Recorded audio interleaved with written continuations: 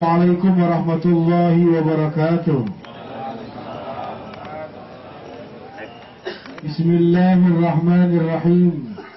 Alhamdulillahi rabbil alamin. Wassalatu wassalamu ala asyrafil anbiya wal mursalin, Sayyidina wa maulana Muhammadin wa ala alihi wa sahbihi ajma'in. Amma ba'du. Subhanaka la ilma lana illa ma 'allamtana innaka antal alimul hakim. Rabbi shrah li sadri wa yassir li amri wahlul 'uqdatam min lisani yafqahu qawli. Bapak-bapak, ibu-ibu sekalian, jamaah takziah yang dirahmati dan dimuliakan Allah, terkhusus kepada keluarga besar ahli musibah, mudah-mudahan atas musibah yang telah menimpa mereka Allah Subhanahu wa Ta'ala berikan pahala yang berlipat ganda, dan Allah Subhanahu wa Ta'ala tetap menjaga ketabahan dan kesabaran, dan juga kepada almarhum yang telah berpulang ke rahmatullah, mudah-mudahan senantiasa mendapatkan ampunan dari Allah Subhanahu wa Ta'ala, jadikan kuburnya kubur yang lapang, raudhah min riyadil jannah. Atas kebaikan yang sudah dilakukannya, Allah berikan balasan yang terbaik dan tempat yang terbaik di sisi Allah Subhanahu wa Ta'ala, hingga akhirnya nanti dibangkitkan di hari kiamat, mendapatkan syafaat dari Nabi besar Muhammad dan masuk ke dalam surga yang penuh dengan ridha Allah Subhanahu wa Ta'ala. Dan mudah-mudahan kita semua yang hadir bukan cuma hanya mendoakan kepada mereka yang telah berpulang ke rahmatullah, mudah-mudahan kiranya pun kita dapat mengambil pelajaran dari salah satu kejadian yang sering diingatkan oleh Nabi besar Muhammad. Aksiru min zikri hadimul ladzat. Perbanyaklah oleh kalian untuk mengingat satu kejadian yang memutuskan berbagai macam kenikmatan dan rencana-rencana yang lain, yaitu kematian.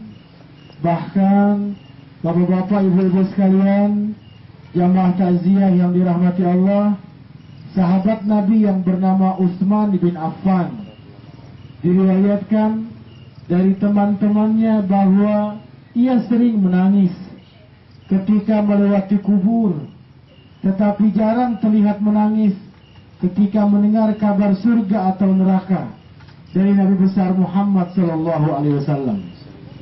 Maka sahabatnya pun bertanya kepada Utsman, "Kenapa demikian wahai Utsman? Disebutkan kepada engkau surga dan neraka, engkau jarang terlihat menangis. Akan tetapi apabila engkau disebutkan kubur dan melewati kubur, engkau begitu sangat dahsyat menangisnya sampai janggutmu terlihat basah."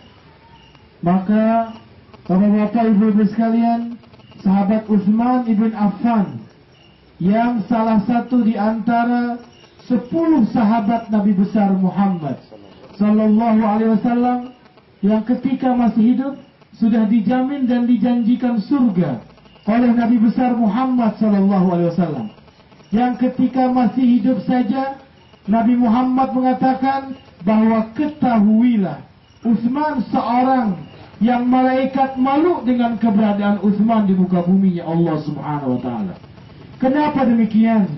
Utsman mengatakan, "Betapa tidak aku menangis wahai sahabatku, karena aku pernah mendengar apa pesan yang pernah disampaikan oleh Nabi besar Muhammad Sallallahu Alaihi Wasallam, bahwa kubur adalah tempat permulaan dari kehidupan akhirat. Kubur adalah tempat permulaan dari alamul akhirat yang disebut dengan alamul barzah. Kubur bukan sesuatu yang sementara orang sebut selama ini sebagai tempat peristirahatan terakhir. Itu adalah satu ungkapan dan kalimat yang mungkin perlu untuk diluruskan, karena bukan tempat peristirahatan yang terakhir. Karena kubur adalah di mana Allah Subhanahu wa Ta'ala mulai memberikan, kalau boleh diibaratkan sebagai panjar. Kalau orang mau beli sesuatu dengan harga yang mahal, dia diminta untuk memberikan DP atau panjar. Maka Bapak Ibu sekalian, ketika seseorang selama di dunia termasuk ahli taat, DP-nya yang akan diterima nanti di dalam kubur adalah DP nikmat.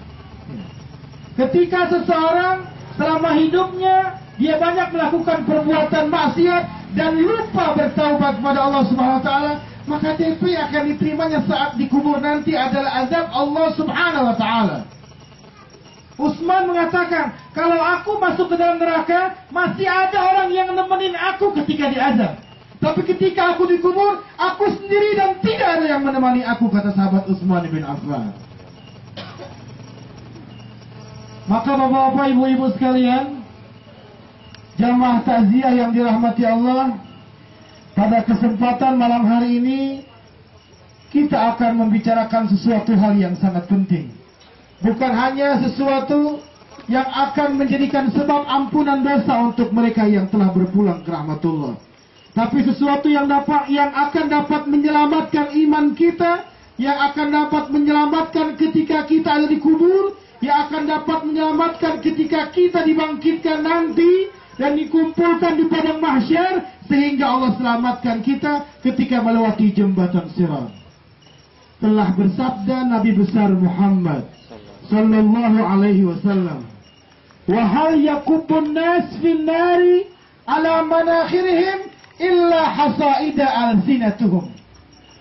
Bahwa orang nanti di hari kiamat, bapak-bapak, ibu-ibu sekalian, ketika mereka mulai melewati jembatan yang disebut dengan Sirat, mereka banyak yang masuk ke dalam neraka bukan hanya sekedar terjatuh. Mereka masuk ke dalam neraka karena dijungkir balikan oleh Allah Subhanahu wa taala. Bahkan yang pertama kali menyentuh badan mereka dari api neraka bukan kakinya, tapi kepalanya yang pertama kali menyentuh. Bahkan mulutnya yang pertama kali menyentuh. Itu semua disebabkan karena banyak sekali kesalahan-kesalahan manusia yang disebabkan karena kelalaian pembicaraan mereka atau perkataan mereka. Dalam hadis lain, Nabi besar Muhammad sallallahu alaihi wasallam pernah bersabda, "Man kana yu'minu billahi wal yaumil akhir falyaqul khairan aw liyasmut." Siapa yang beriman kepada Allah dan hari akhir, tandanya kalau saya atau bapak-bapak, ibu-ibu beriman kepada Allah dan hari akhir, tandanya gampang bisa dilihat dan bisa dilacak. Falyaqul khairan aw liyasmut. Hendaknya dia hanya berkata-kata yang baik atau dia diam. Hendaknya dia berkata-kata yang baik atau dia diam. Tapi juga bukan lebih baik diam. Karena boleh jadi diamnya seseorang itu berdosa daripada dia tidak berbicara. Dan boleh jadi bicaranya seseorang lebih berdosa daripada dia diam. Dalam hal ini, bapak-bapak, ibu-ibu sekalian, jamaah yang dirahmati Allah, ada sekian pembicaraan yang nampaknya sederhana, tapi mempunyai nilai ganjaran ibadah yang sungguh agung nilainya di sisi Allah Subhanahu wa taala. Ada beberapa kalimat ucapan pembicaraan yang mungkin terlihat sederhana, yang mungkin terlihat remeh dan biasa-biasa, tetapi mempunyai nilai pahala dan kemuliaan yang sungguh sangat agung di sisi Allah Subhanahu wa taala. Juga sebaliknya, ada sekian pembicaraan yang mungkin oleh sementara orang dianggap sepele dan biasa-biasa, tapi mempunyai nilai dosa yang sangat bahaya di sisi Allah Subhanahu wa taala. Kita akan membicarakan sedikit beberapa poin dari hal tersebut yang mudah-mudahan dapat memberikan pelajaran dalam pertemuan kita pada malam hari ini. Yang pertama, bapak-bapak, ibu-ibu sekalian, satu kalimat yang sederhana yang mungkin semua orang pun bisa mengucapkannya, tetapi betapa besar nilainya di sisi Allah Subhanahu wa taala, yaitu kalimat amin.